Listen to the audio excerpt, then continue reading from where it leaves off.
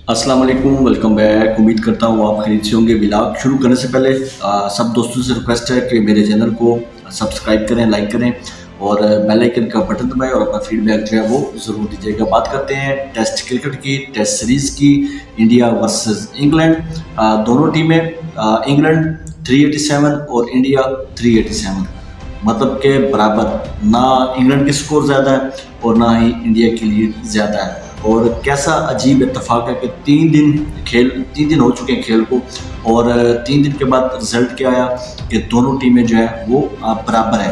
और अभी तक डिसाइड नहीं हुआ कि कौन सी टीम जो है ना वो टेस्ट मैच जीतेगी। तारीफ़ करनी पड़ेगी इंडियन बैट्समैनों की, इंडियन टीम की। यार, जिस तरह की कंडीशन थी विकेट की, उस हिसाब से मेरे ख्याल में तो इंडिया ने बहुत अच्छी बैटिंग की है।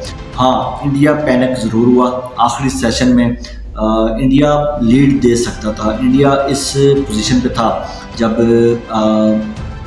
जडेजा और खड़े थे वाशिंगटन सुंदर, तो इंडिया इस पोजीशन पे था कि इंडिया लीड दे सकता था, लेकिन इंडिया ने लीड नहीं दी। अगर इंडिया यहाँ 60, 70, 80 रन की लीड दे देता तो इंग्लैंड के लिए यकीनन ये टेस्ट मैच मुश्किल हो सकता था।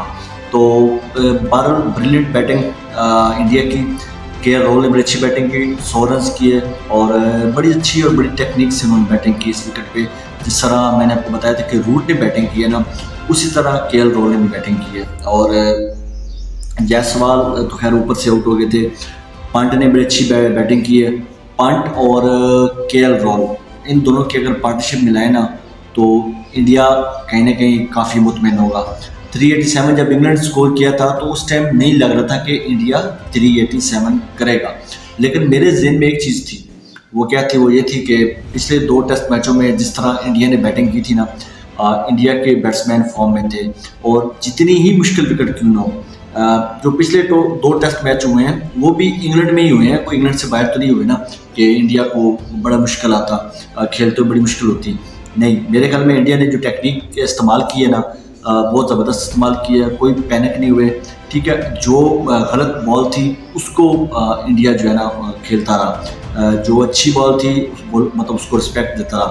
और अब इंग्लैंड ने बैटिंग जो है ना वो शुरू करनी है। कल आपने देखा होगा जो ड्रामा हुआ था आखिरी सेशन में, आई थिंक आखिरी ओवर में ना, तो जिसपे जो उनके ओपनर थे, ठीक है, उन्होंने काफ़ी टाइम वेस्ट किया बकौल इंडियन के, ठीक है।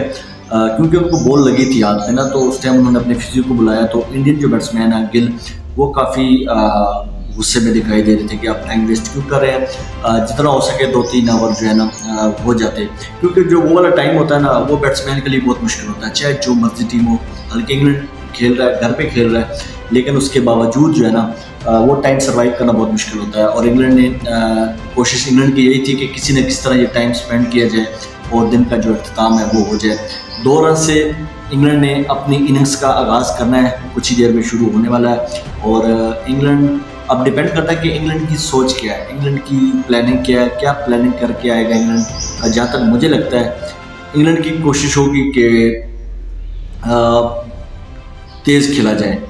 पहला सेशन 8-10 ओवर का तो मैं नहीं कह सकता, लेकिन इंग्लैंड अटैकिंग क्रिकेट खेलेगा। इंग्लैंड की कोशिश होगी कि 300-350 करके आखिरी 10-15 ओवर जो है ना वो इंडिया को खिलाया जाए।